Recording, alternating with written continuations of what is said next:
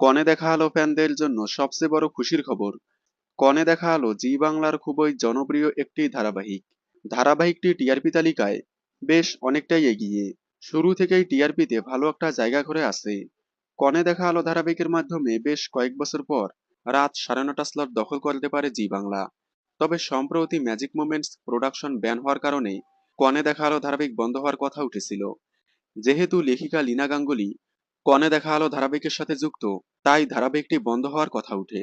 তবে আজ শেষ মিটিং এর মাধ্যমে জানা গেল এখনই বন্ধ হচ্ছে না কনে দেখা আলো। যেহেতু কনে দেখা আলো টিআরপিতে অনেকটাই এগিয়ে, তাই চ্যানেল সহজেই ধারাবাহিকটি বন্ধ করতে চাইবে না, সেটা আগে থেকেই ধারণা ছিল। শোনা যাচ্ছে অর্গানিক স্টুডিও প্রোডাকশন হাউস থেকে এখন জি বাংলার নিজস্ব প্রোডাকশন হাউস কনে দেখা আলোর দায়িত্ব নেবে। আগামী গল্প জি বাংলা নিজেই এগিয়ে নিয়ে যাবে। জি বাংলা কনে দেখা আলো ধারাবাহিকের দায়িত্ব নিলে এখনই বন্ধ হবে না।